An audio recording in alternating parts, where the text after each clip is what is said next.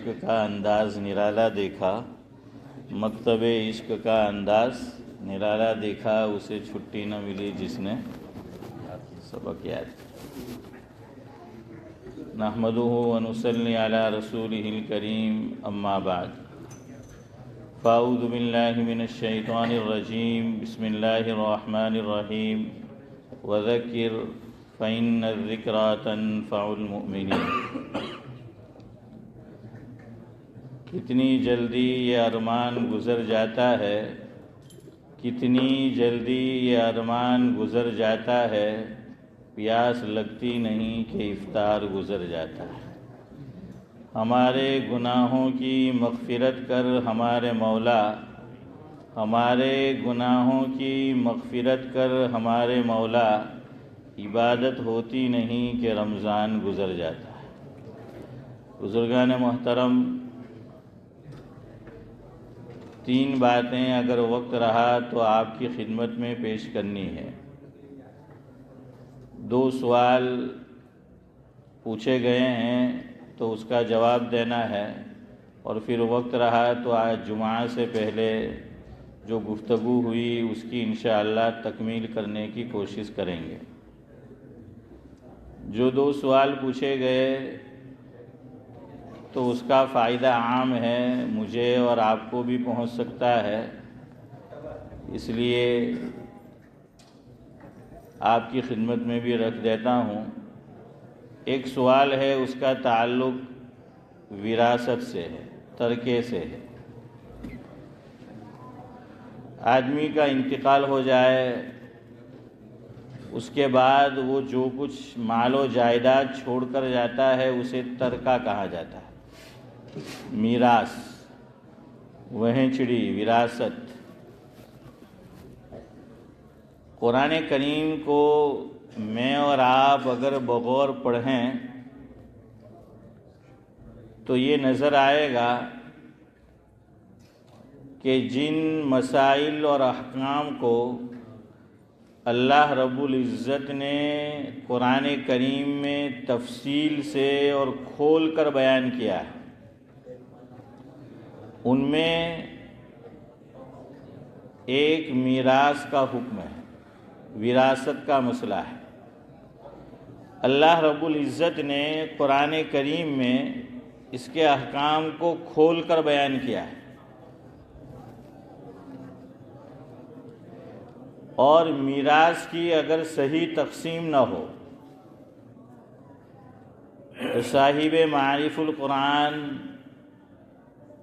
سابق مفتی اعظم پاکستان حضرت مولانا مفتی محمد شفیع صاحب نور اللہ مرقدہ نے ایک جگہ تحریر کیا ہے، جس کا خلاصہ یہ ہے کہ ایک گناہ ایسا ہے کہ جو نسلاً بعد نسل چلتا رہتا ہے، ایک پشت، دو پشت، تین پشت، یہاں تک کہ حضرت لکھتے ہیں کہ 7 پشتوں تک وہ گناہ چلتا رہتا ہے۔ یہ محاورہ ہے 7 پشت، اس لیے کہا، یعنی کم و بیش، کہ نسلاً بعد نسلین۔ اور یہ عجیب بات ہے، ہماری سوسائٹی، ہمارا سماج، ہمارا معاشرہ، ہمارا خاندان، شریعت نے جس چیز کو یہ کہا کہ جتنا جلدی ہو یہ کام کر گزرو، ہم اس کو اتنا ہی دیر سے کرتے ہیں۔ جیسے شادی، نکاح، شریعت نے یہ تعلیم دی کہ جتنا جلدی ہو لڑکے اور لڑکی کا کیا ہے، نکاح کر دو۔ کوئی اچھا جوڑا مل گیا، بیاہ دو، نکاح کر دو۔ لیکن آدمی نے خواب ایسے دیکھ رکھے ہوتے ہیں کہ لڑکا ہو تو مالداری میں حضرت سلیمان علیہ السلام جیسا، خوبصورتی میں حضرت یوسف علیہ السلام جیسا، اخلاق میں حضرت حسن بصری جیسا ہے، تو کہاں سے ملے گا؟ اور لڑکی دیکھیں بھائی خوبصورت ہونی چاہیے، مالدار ہونی چاہیے، مال والی ہونی چاہیے۔ آدمی خود سوچے کہ جب اس کا نکاح ہوا تو ان کے پاس کیا تھا؟ اللہ نے دیا نا بعد میں، تو وہی اللہ ان کو بھی دینے والا ہے۔ لیکن آج کل اتنی ساری کنڈیشن ہے کہ اس پہ کون پورا اترے گا؟ دو چیزوں میں بہت کنڈیشن ہوتی ہے۔ ایک مسجد کا امام رکھنا ہو تو اتنی کنڈیشن کہ الامان والحفیظ، امام میں یہ کوالٹی بھی ہونی چاہیے، یہ کوالٹی بھی ہونی چاہیے، یہ کوالٹی بھی ہونی چاہیے، یہ کوالٹی بھی ہونی چاہیے۔ اتنے سارے امام کے شرائط ہوتے ہیں، اور تنخواہ دیکھو تو چھوٹے سے حروف میں لکھی ہوتی ہے۔ کوالٹی اعلیٰ سے اعلیٰ چاہیے، اور جو دینا ہے تو اس کو چشمہ لگا کے پڑھنا پڑتا ہے کہ کتنی تنخواہ اور ویجز ہونا، نظر بھی نہیں آتا وہ، ہاں نظر بھی نہیں آتا۔ تو ہمارے ایک بزرگ فرماتے تھے کہ میں ایسی کمیٹیوں سے کہ جو اتنے سارے شرائط امام کے اوپر عائد کرتے ہیں، کیا کبھی آپ نے کمیٹی والوں نے یہ شرائط عائد کی کہ کمیٹی میں آنے کے لیے یہ شرائط ہونے چاہیے؟ حالانکہ شریعت میں ہے یہ مسجد کا متولی کون بنے گا وہ پورا لکھا ہوا ہے، اس میں کیا صفات ہونی چاہیے۔ مسجد کی کمیٹی میں کون آئے گا، یہ کوالٹی یہ صفات ہونی چاہیے، لکھا ہوا ہے۔ کسی مسجد میں آپ کو یہ لکھا ہوا نہیں آئے گا کہ بھائی یہ کوالٹی ہو تو وہ فلاں عہدے پہ آ سکتا ہے، فلاں عہدے پہ آ سکتا ہے۔ پھر عجیب بات، امام صاحب کا انٹرویو وہ لیتے ہیں جو غیر عالم ہو۔ تو ایک صاحب نے پوچھا کہ قیامت کی علامات ظاہر ہوئی کہ ابھی باقی ہے؟ کہ ہو چکی ہے۔ کہ کون سی؟ کہ غیر عالم کا انٹرویو لیتا۔ ٹھیک ہے، دوسری باتیں پوچھنی ہو وہ تو ٹھیک ہے، لیکن دین کے تعلق سے وہ بھی پھر وہ جو ہے پوچھے کہاں کہ یہی قیامت کی علامتوں میں سے ایک علامت ہے۔ تو ہمارے ایک بزرگ نے دیکھا کہ یہ کوالٹی امام میں ہونی چاہیے، تو انہوں نے اس مسجد والے کو کہا کہ آپ ایک چیز لکھ دو سب آ جاتی۔ تو وہ سوچ میں پڑ گئے کہ ایسی کون سی ماسٹر کی ہے شیخ صاحب کہ ایک جملہ لکھتے تو سب کچھ آ جاتا ہے۔ دیکھیں آپ کو خالی یہ لکھنا تھا کہ امام ہمیں چاہیے تو ایک شرط ہماری کہ وہ معصوم ہو۔ کیا ہو؟ معصوم بوجھی نہیں ہے جو چھوڑا پھاڑ لگ، تو معصوم نام کا معصوم نہیں کہ بھائی نام اس کا معصوم ہو۔ کیا معصوم کون ہے؟ فرشتے، انبیاء ہے نا، کہ وہ فرشتہ ہو تو سب کچھ آ گیا اس میں۔ اسی طرح شادیوں میں ہوتا ہے، لڑکے والوں کی بھی اتنی لمبی لسٹ اور لڑکی والوں کی بھی اتنی لمبی لسٹ، اور شریعت نے کتنا آسان کر دیا یہ مسئلہ، کہا کہ جتنا جلدی ہو اس کو نمٹاؤ۔ یہاں تک فرمایا ایک حدیث میں حضور نے، مفہوم یہ ہے کہ کسی نے پیغام بھیجا، لڑکا ہو یا لڑکی ہو، اس کے دین، دو کنڈیشن حدیث پاک میں، کہ جس نے پیغام بھیجا ہمارے گھر، چاہے لڑکا یا لڑکی، اس کے دین اور اس کے اخلاق سے ہم خوش ہیں تو نکاح کر دو۔ ٹھیک ہے، کچھ ضروریات ہے کہ وہ تو ہے، روٹی کپڑا اور مکان، کہ بھائی وہ رہنے کے لیے اپنا مکان نہیں تو کم از کم کرائے کا تو ہے کہ نہیں ہے، ہاں وہ اپنی جگہ ہے، کپڑے دے سکتا ہے کہ نہیں، کھانا دے سکتا ہے کہ نہیں، باقی جو زوائد ہے وہ نہیں ہے۔ تو کہاں کہ دو کوالٹی ہے لڑکی اور لڑکے میں کہ دیندار ہے، اخلاق اچھے ہیں۔ آقا نے فرمایا جس کا مفہوم یہ ہے کہ تم نے اس کا پیغام قبول نہیں کیا تو زمین میں فساد پھیل جائے گا۔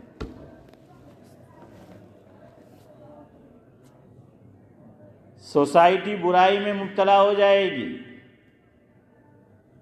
اور پھر دیکھیے اتنی ساری کوالٹی ہوتی ہے، یہ وہ، پھر لڑکے اور لڑکی کی عمر زیادہ ہو جاتی ہے تو کیا وہ کہیں بھی ہوئی تو چل ہے، پھر وہ سب باتیں بھی نہیں ملتی جو پہلے جو ہیں وہ مل رہی تھی. تو خیر شریعت کا حکم یہ ہے کہ جتنا جلدی ہو کیا ہے شادی جو ہے وہ کر دو. جنازہ اس ملک میں تو پرابلم ہے بعض مرتبہ، جیسے ہمارے اسماعیل چچا اللہ مرحوم کو غریق رحمت کرے ہیں، تو ایکسیڈنٹ کیس بنا، پولیس کیس ہوا، تو خیر ہم کچھ نہیں کر سکتے، ورنہ آدمی کی اختیار میں ہو تو جنازے کو کیا کرو، جتنا جلدی ہو اس کو منزل مقصود تک پہنچاؤ. تیسری چیز نماز، کہ نماز کو اول وقت میں پڑھو، جتنا جلدی ہو نماز کے فریضے سے کیا ہو جاؤ، سبکدوش ہو جاؤ. لیکن دو لوگ، ایک مینی کیب والے اور ایک شاپ والے ہیں، خاص طور سے نماز عصر کو اتنا لیٹ کر دیتے ہیں جان بوجھ کر کہ وقت مکروہ شروع ہو جاتا ہے. ان کے دماغ میں کیا ہے کہ ایک وقت پارکنگ کروانے نے بند نماز پڑھ لیا، અસર વખત પાર્કિંગ કરવાની એવા ટાઈમે પહોંચવાનું ને પછી મગરિબ પડીને નીકળવાનું. لیکن مکروہ وقت شروع ہو گیا، جان بوجھ کے مکروہ وقت میں نہیں پڑھ سکتے. لاسٹ 10 منٹ عصر کی نماز مکروہ وقت شروع ہو جاتا ہے. شاپ والے بھی یہی سوچتے ہیں کہ بھائی اخیر میں پڑھیں گے، جائیں گے تو دونوں نماز کیا ہے ساتھ میں جو ہے وہ پڑھ کر آئیں گے. اسی طرح ہے میراث، جتنا جلدی ہو اس کی تقسیم کرو، یہ شریعت میں ہے، اور اس میں اتنا لیٹ ہوتا ہے کہ پوچھیے مت.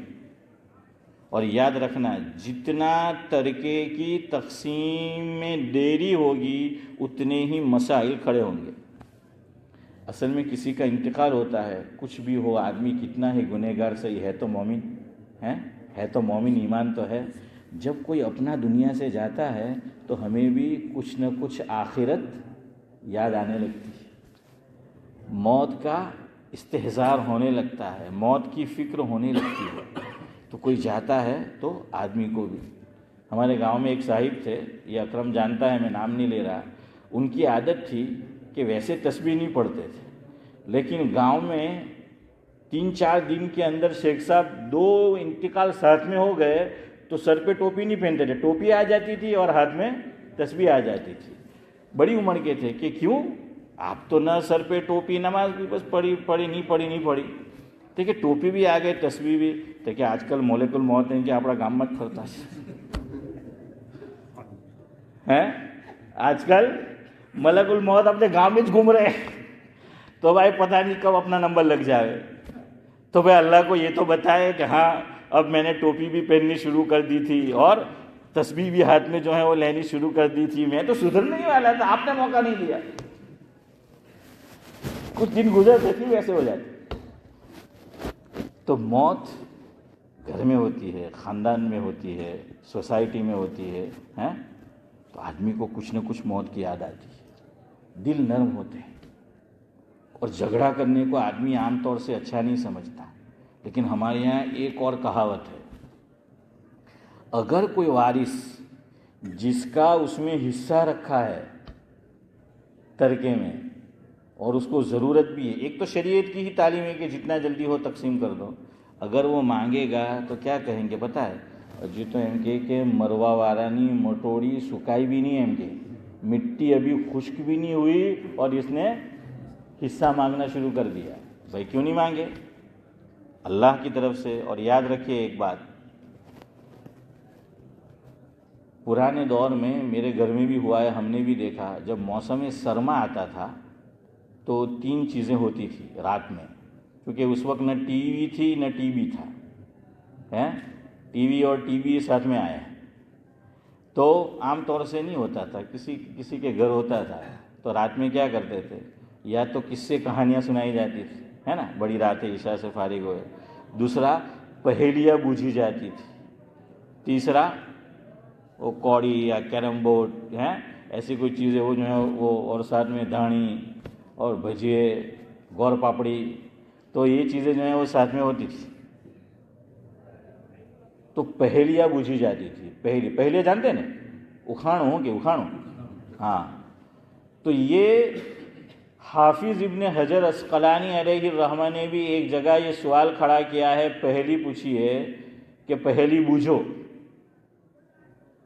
کون سا مال جو انسان کے ہاتھ میں ہے اس کی ملکیت قبضے میں آتا ہے سب سے اعلیٰ اور افضل ہے. بحث کی ہے اس پہ انہوں نے.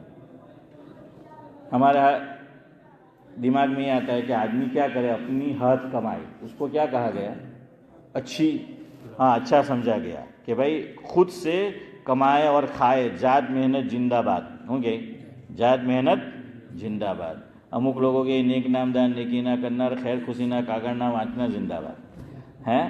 تو خیر بہرحال, لیکن ابن حجر نے کہا نہیں, ٹھیک ہے اس کی بھی شریعت کے اندر کیا ہے, اہمیت ہے کہ آدمی اپنی ہاتھ کمائی سے کھائے. لیکن ابن حجر لکھتے ہیں اس سے بھی اعلیٰ وہ مال ہے کہ جو میراث میں ملے, وراثت میں ملے. کیوں؟ اس کی وجہ انہوں نے بیان کی, ذکر کی کہ آدمی کماتا ہے, اپنے ہاتھ سے محنت کرتا ہے خون پسینے کی, ٹھیک ہے اس کو شریعت نے سراہا ہے. آپ صلی اللہ علیہ وسلم کی خدمت میں ایک صاحب آئے اور سوال کیا تو حضور نے کیا کیا؟ دیکھیے آپ صلی اللہ علیہ وسلم ہر ایک کو ایک لکڑی سے نہیں ہانکتے تھے, دیکھتے تھے کہ اس کے حالات کیا ہے, اس کی ضرورت کیا ہے, صحت کیسی ہے, تندرستی کیسی ہے, سب کچھ دیکھ بھال کر جو ہے وہ عمل کیا جاتا تھا, ایک لکڑی سے نہیں ہانکا جاتا. تو بعض مرتبہ تو یہ بھی ہے حدیث میں کہ حضور نے چندہ کیا, ضرورت پوری کر دی, لیکن ان کو کیا کیا, لکڑی دی ہاتھ میں اور کواڑی ہوں کہ تین ہاتھ ہو, وہ جانتے ہیں نا کیا اردو لفظ کیا آئے گا, وہ جو اندر ملایا جاتا ہے, ارے جو کھوتے کاٹتے ہیں وہ جو آلہ ہوتا ہے کاٹنے کا, کہاں کھدائی ہے, وہ ہاتھا تو وہ تو ہاتھ جو پکڑتے اس کو, میں اس کی بات کر رہا ہوں جو لوہے کا ہوتا ہے. خیر آپ سمجھ گئے, تو میرے ذہن میں نہیں آ رہا ہے وہ لفظ. تو حضور نے دیا اور کہا کہ جاؤ, ان کو کیا کیا کہ جاؤ خود کماؤ اور اپنی ضرورت کیا ہے وہ پوری کرو, وہ پوری جو ہے وہ کرو. لیکن ابن حجر عسقلانی لکھتے ہیں اس سے بھی اعلیٰ مال افضل وہ ہے جو آدمی کو میراث میں ملے, وراثت میں جو مال ملتا ہے. کیوں؟ فرمایا کہ یہ جو مال ہے یہ اللہ تعالیٰ کی طرف سے. کیوں؟ حصے کس نے مقرر کیے؟ اللہ تعالیٰ نے مقرر کیے نا, میراث میں حصے مقرر کر دیے. تو گویا یہ ڈائریکٹ اللہ تعالیٰ کے ہاتھ سے پہنچا ہے. ویسے روزی بھی اللہ ہی دیتے ہیں, لیکن یہ ڈائریکٹ, چونکہ اس میں میری آپ کی ایون مرنے والے کی بھی نہیں چلتی.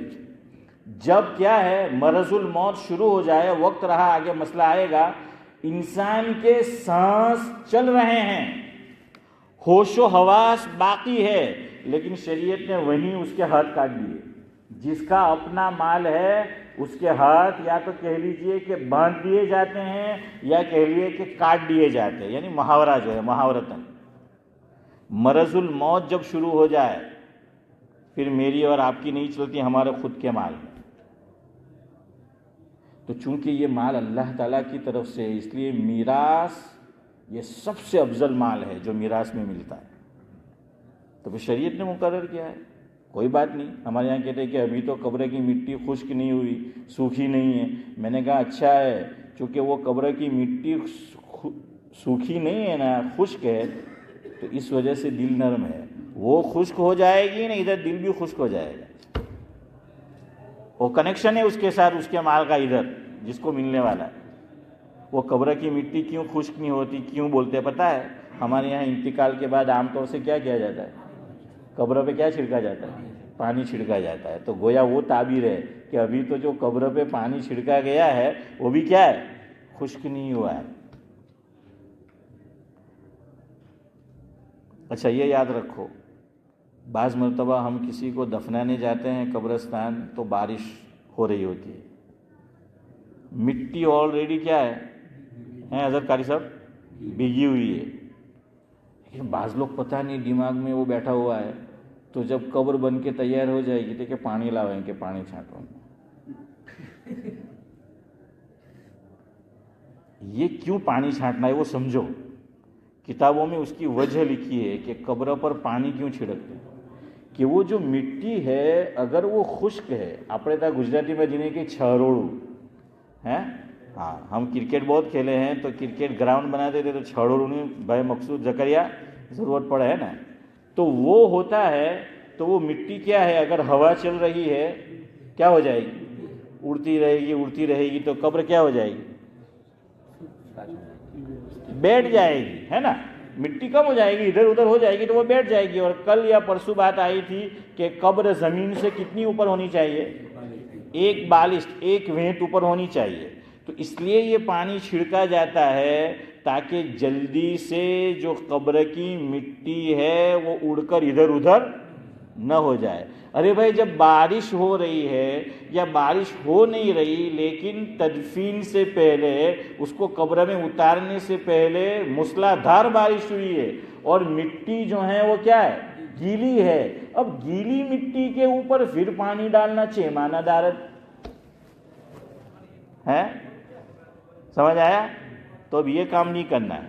اگر کیا ہے بارش آلریڈی ہوئی ہے یا ہو رہی ہے اور قبر کی مٹی جو ہم اوپر ڈالیں گے وہ کیا ہے، وہ گیلی ہے، بھائی جتنا جلدی ہو میراث کی تقسیم کر دو تو صحیح معنی میں جو ہے وہ تقسیم ہو جائے گی.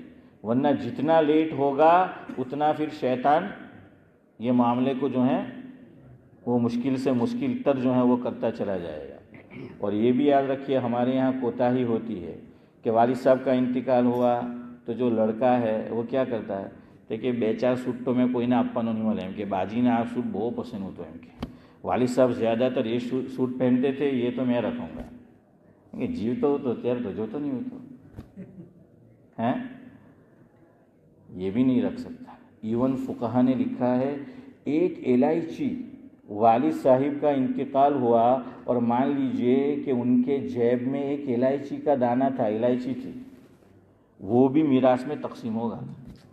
ایک سوئی تھی والدہ کی جیب میں تو وہ سوئی بھی میراث میں تقسیم ہوگی. اور اگر ہمیں لینا ہے تو قیمت دینی پڑے گی، رکھو قیمت اور والد صاحب کا سوٹ اٹھاؤ. اچھا بعض لوگ خود نہیں رکھتے تو کہ اب چیریٹی میں دے دو ہم کہ اب کیا کام کرا، چیریٹی میں بھی نہیں دے سکتے جب تک کہ سارے ورثہ نمبر 1 بالغ نہ ہو، بالغ ہونا شرط ہے سارے ورثہ کا. نمبر 2 سارے ورثہ بغیر کسی دباؤ کے زبردستی کے اس پر راضی ہو کہ والدہ یا والد کے کپڑے ہیں اس کو کہاں دے دو، چیریٹی میں، تو ٹھیک ہے، ورنہ نہیں کر سکتے. لیکن ہمارے یہاں یہ کوتاہیاں جو ہیں وہ شروع ہو جاتی ہیں. خیر وہ خاتون نے جو مسئلہ پوچھا ہے ادھر آیا ہے ورنہ وہ مسئلہ رہ جائے گا. انہوں نے مسئلہ یہ پوچھا کہ میری والدہ جو ہیں ان کو مہلک بیماری تھی، نام بتایا لیکن میں نہیں لے رہا بیماری کا، کہ مہلک بیماری تھی ان کو اور کئی سال سے وہ بیڈ پر تھی. ان کے انتقال کے 3-4 دن پہلے انہوں نے مجھے سونے کے کنگن دیے. والدہ نے کس کو دیے؟ بیٹی کو 2 سونے کے کنگن دیے اور والدہ مہلک مرض تھا اور بیمار چل رہی تھی.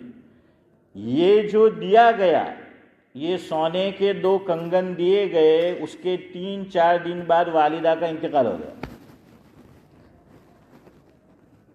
حجۃ الوداع کا جو اللہ کے نبی صلی اللہ علیہ وسلم نے خطبہ دیا ہے اس موقع پر من جملہ اور باتوں کے حضرت نے ایک بات یہ ارشاد فرمائی کہ لا وصیت لوارث او کما قال علیہ الصلاۃ والسلام، کہ وارث کے لیے وصیت کرنا جائز نہیں ہے. نمبر 1 ایک وصیت ہوتی ہے. نمبر 2 ایک وصیت نہیں، ہم کچھ دینا چاہتے ہیں، وصیت نہیں. وصیت کب ہے کرے گی، وصیت کب پوری ہوتی ہے؟ انتقال کے بعد. اور وہ بھی شریعت نے مقرر کر دیا 1/3. شریعت کتنے وصیت کتنے میں چلے گی؟ 1/3 میں. مثال کے طور پر 100 پاؤنڈ چھوڑ کے کوئی مرا ہے تو وصیت کا اعتبار کتنے میں ہوگا؟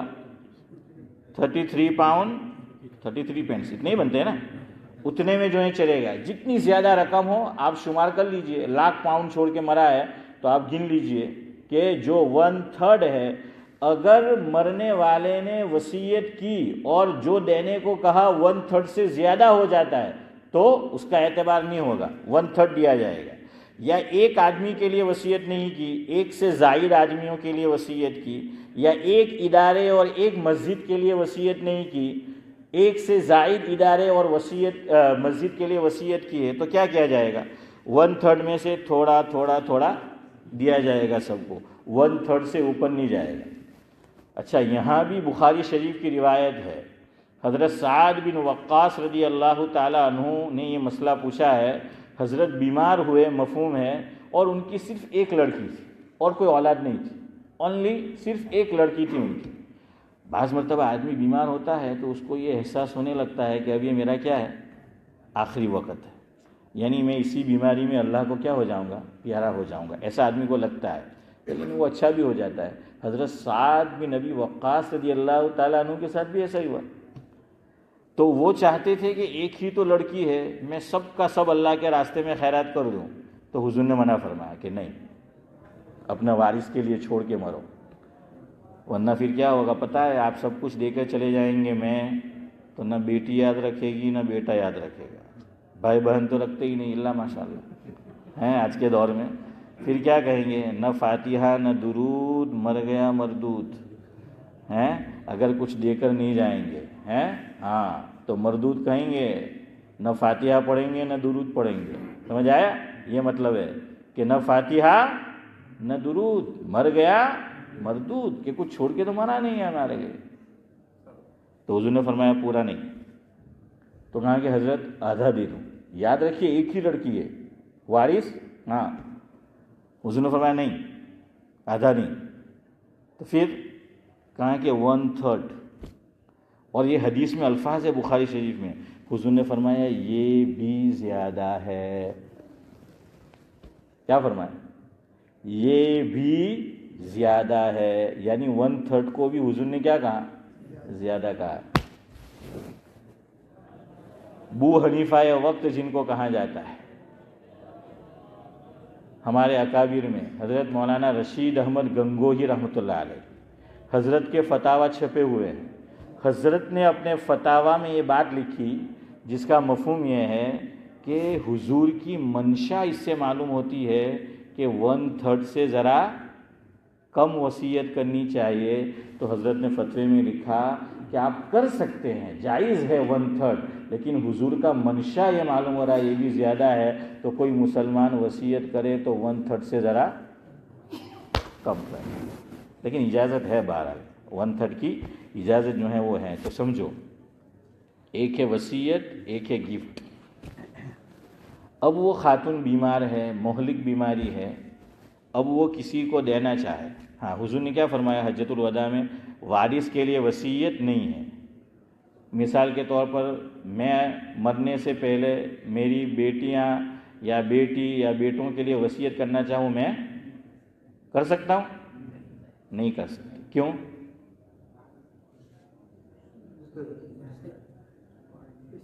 آپ سمجھو بھائی، ہمیں بیان نہیں کرنا ہے، ہمیں آپ کو سمجھانا ہے، آپ کو سمجھنی پڑے گی تو گاڑی وہیں رک جائے گی، ابھی آگے اسی وقت جائے گی۔ چلو میں پھر بولتا ہوں۔ حضور نے فرمایا لا وصیت لوارث، وارث کے لیے وصیت جائز نہیں ہے۔ کیوں؟ کیونکہ وارث کے لیے آلریڈی اللہ نے اس میں کیا رکھا ہے؟ حق رکھا ہے، اس کا حصہ رکھا ہے، ورنہ پھر ایسا ہو جائے گا، ہمارے یہاں بولتے ہیں گیت دوڑایو نے کھچڑی ماچ ہیں، تو پھر جو ایک لڑکا یا لڑکی ماں باپ کی خدمت کرے گی نا، وہ کہے گی کہ ہمیں جو ملنے والا ہے اللہ کی طرف وہ تو ہے ہی، ماں باجی نے پٹائی نے کہے کہ ابھی تمہیں وصیت ہمارا ہرو کر ہی جاؤ، ہیں؟ سمجھ آ رہا ہے؟ بھائی تو نے ماں باپ کی خدمت کی تو کیا تو نے بہت کوئی دھاڑ مار دی؟ تیری خدمت تیرے ماں باپ نے نہیں کی؟ تو چھوٹا تھا، اگر ماں باپ دیکھ بھال نہ کرتے، نہ سنبھالتے تو اتنا بڑا بھی نہیں ہوتا۔ ماں باپ نے تجھے سنبھالا ہے، تو اگر آج ماں باپ کے لیے رات کی نیند قربان کرتا ہے تو کون سا بڑا کام کرتا ہے؟ کیا ماں باپ نے تیرے لیے راتوں کو نیند قربان نہیں کی؟ تو اگر آج ماں باپ کو اجابت ان کو ہوئی، استنجا ہوا، صاف کرا رہا ہے، تو کون سا تو نے بڑا تیر مار دیا؟ کیا کتنے سالوں تک ماں باپ نے یہ کام تیرے لیے نہیں کیا؟ ماں نے نہیں کیا یہ کام تیرے لیے؟ تو اگر آج ماں کو اپنے ہاتھ سے کھلا رہا ہے تو ماں نے اپنی گود میں، تو نے تو گود میں ماں کو نہیں اٹھایا، باپ کو نہیں اٹھایا، تیری والدہ نے گود میں اٹھا کر محبت سے۔ اور ہم اگر کرتے بھی ہے خدمت، وہ جذبہ نہیں ہوتا جو ماں کے دل میں اور باپ کے دل میں جذبہ ہوتا ہے اولاد کے لیے، یاد رکھنا۔ خدمت کرتے بھی ہے تو وہ جذبہ نہیں ہوتا، اندر سے کہیں نہ کہیں تو دل کڑتا ہے، کیا کہاں اپنا ماتھے پوئے۔ ہاں، وہ بشاست نہیں ہوتی اولاد کی خدمت میں جو ماں باپ اپنی اولاد کے لیے محبت سے کرتے ہیں۔ اگر تو عمر رسیدہ والدہ ہو گئی یا والد اور اپنے ہاتھ سے ان کے منہ میں نوالے اور لقمے بنا کر ڈال رہا ہے تو تو نے کون سا بڑا تیر مار دیا؟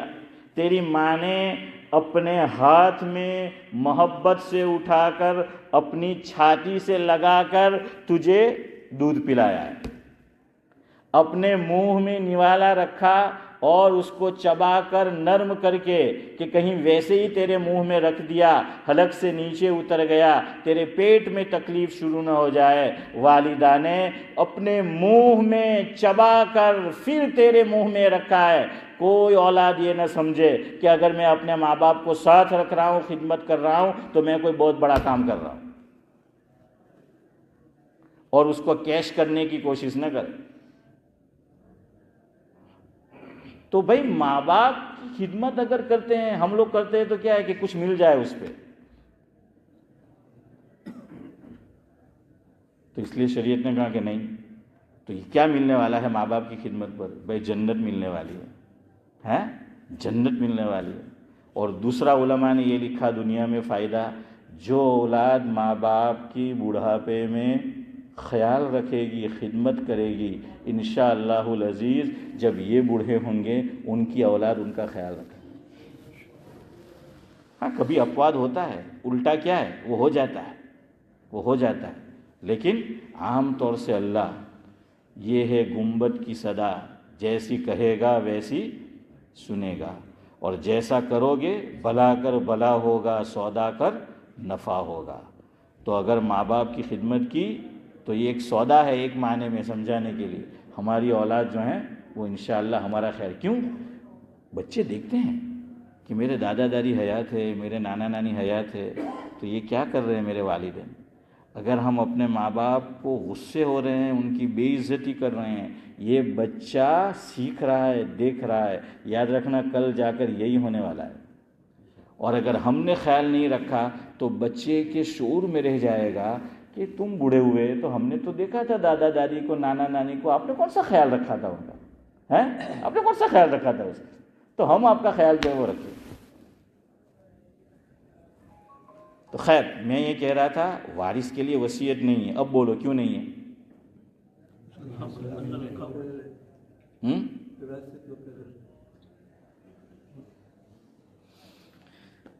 چلو ایم پی اڈو کا لگ ٹھیک ہے۔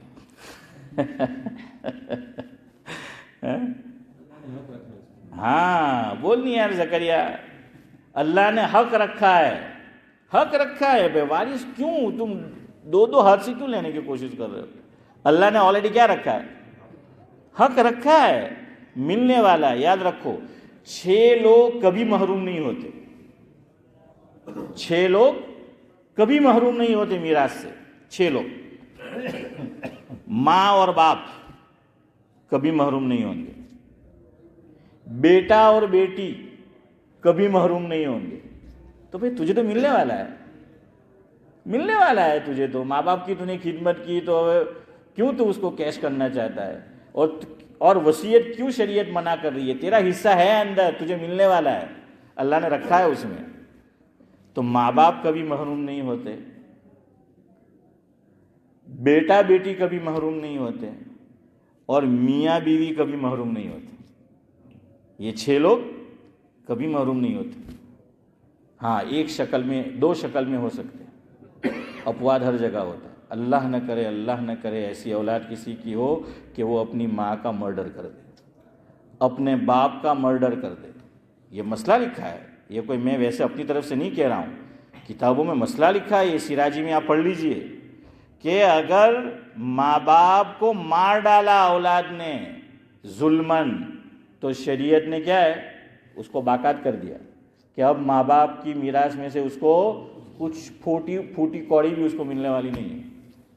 نمبر 2، ماں باپ مسلمان ہیں اور اولاد مسلمان تھی، ماں کی کوکھ سے پیدا ہوئی مسلمان، لیکن ایمان سے پھر گئی، مرتد ہو گئی، شریعت کہتے یہ کہ نہ تیرا جنت میں حصہ ہے نہ ماں باپ کی ترکے میں حصہ ہے۔ اختلاف دین کا کہ الگ الگ ہو گیا، ماں باپ مسلمان ہیں اور اولاد کیا ہے؟ کافر ہے، غیر مسلم ہے، تو نہیں ملے گی، ورنہ یہ 6 کو کیا ہے، یہ کبھی محروم نہیں ہوتے، ان کو ہمیشہ حصہ جو ہے وہ ملے گا، یہ 6 لوگوں کو، یہ 6 لوگ کبھی محروم نہیں ہوتے۔ اب سن لیجئے، ختم کرتے ہیں انشاءاللہ۔ 2 چیزیں ہیں مجھے سمجھانا، کہ وارث کو وصیت نہیں جائز، اور جو خاتون دے رہی ہے وہ 2 باتیں ہیں، یا تو وصیت یا گفٹ۔ وصیت جائز نہیں ہے، وصیت کب ہوتی ہے؟ انتقال کے بعد۔ گفٹ جائز ہے کہ گفٹ دینا چاہے، ماں گفٹ دینا چاہے، والد گفٹ دینا چاہے۔ جیسے خاتون نے پوچھا کہ مجھے میری والدہ نے انتقال سے 3 دن پہلے کیا دیا؟ 2 سونے کے کنگن دیے مجھے۔ تو اب ان کو شبہ ہوا کہ والدہ بیمار چلی آ رہی تھی اور اب انتقال ہوا، تو کہیں مرض الموت تو نہیں تھا؟ تو دیکھیے، وہ مرض الموت ہوتا تو وہ تو وصیت کا معاملہ تھا، لیکن یہ کیا ہے؟ گفٹ کا معاملہ ہے۔ وصیت غیر ورثاء کے لیے ہوتی ہے، گفٹ غیر ورثاء کو بھی دیا جا سکتا ہے زندگی میں اور وارثین کو بھی دیا جا سکتا ہے، لیکن قبضہ شرط ہے، ملکیت شرط ہے، کہ مثال کے طور پر میں اپنی کسی اولاد کو میری زندگی میں کیا دینا چاہوں؟ گفٹ دینا چاہوں، تو مجھے اس پہ اس کا کیا کرا دینا پڑے گا؟ قبضہ۔ اگر میں نے قبضہ نہیں کرایا، میں کہتا رہا کہ بیٹا تنے ہوں فلانی وستو دے، آ دکان دیوانو چھے، گھر دیوانو چھے، سونانی کاوڑی دیوانو چھے، لیکن نہیں دیا اور مرض الموت شروع ہو گیا۔ مرض الموت یعنی وہ بیماری، وہ حالت جو انسان کو موت کے منہ میں لے گئی۔ ایک تو آدمی اچھا خاصا ہوتا ہے، تندرست، بیمار ہوا، انتقال ہوا، تو ہمیں پتہ ہوتا ہے کہ مرض الموت کب ہے؟ جب سے یہ بیمار ہوا اور موت کے منہ میں چلا گیا، یعنی زیادہ بیمار نہیں رہا، بیمار ہوا اور ختم۔ ایک ہے بیماری لمبی چل رہی ہے، 1 سال، 2 سال، 3 سال، 4 سال، 1 مہینہ، 2 مہینہ، تو اس میں فقہا نے لکھا مرض الموت وہ ہے کہ مثال کے طور پر کسی کو کینسر ہوا، ڈاکٹر نے بتا دیا کہ لاسٹ اسٹیج کا کینسر ہے، اور اب تم چند دنوں کے مہمان ہو، تو آلریڈی کینسر ہو چکا ہے۔ اب وہ دن نکال رہا ہے، 1 ہفتہ، 2 ہفتہ، 3 ہفتہ گاڑی چل رہی ہے زندگی۔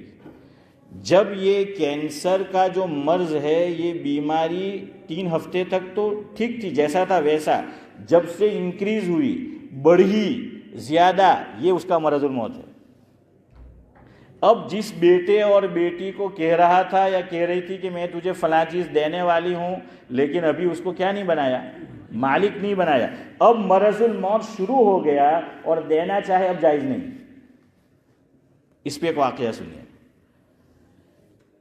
حضرت ابو بکر صدیق رضی اللہ تعالیٰ عنہ کے پاس ایک باغ تھا قیمتی۔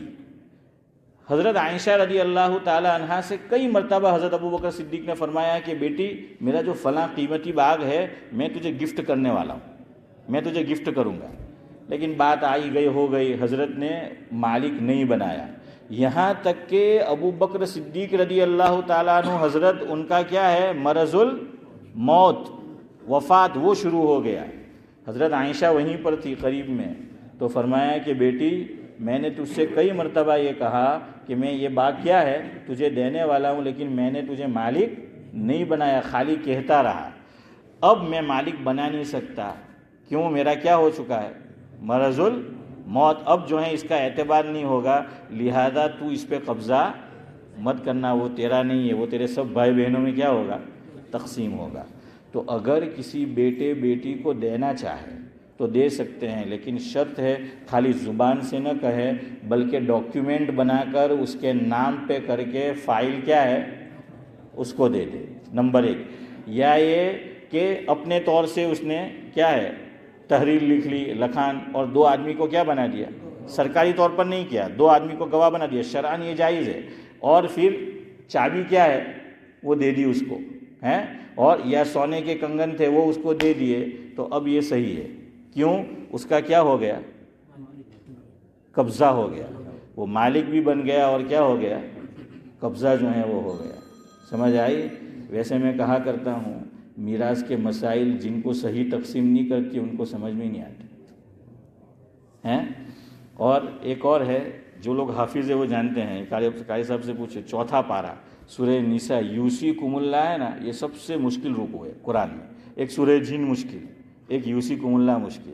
تو میں کہا کرتا ہوں یوصیکم اللہ یعنی اس میں میراث کا بیان ہے، یاد کرنا بھی مشکل، یاد رکھنا بھی مشکل، عمل کرنا بھی مشکل، عمل کرانا بھی مشکل ہے، سب اس میں مشکلات ہے۔ اللہ سے دعا کرو ہمیں صحیح میراث کی تقسیم کی توفیق نصیب فرما، اور زندگی میں کر کے جاؤ اور جلدی کر کے جاؤ۔ یہ بھی ایک لوگ اپنا باپ دادا ان کی نہیں کرے گے، ابھی آپ بھی نہیں کروا، ارے یہ گناہ اسی طرح آگے بڑھے گا۔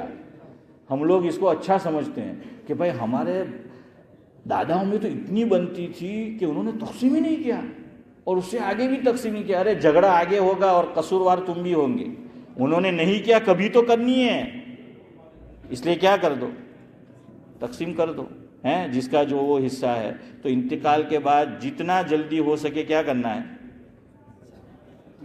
میراث کی تقسیم کرنی ہے۔ اللہ مجھے بھی اور آپ کو بھی عمل کی توفیق دے۔ اور دیکھیے کم رقم ہو نا تو آسان ہے، اربوں خربوں میں ہو نا میں نے نہیں کہا صحیح بات کہی، لیکن سبحان اللہ بحمدہ، سبحانک اللہم وبحمدک، نشہد ان لا الہ الا انت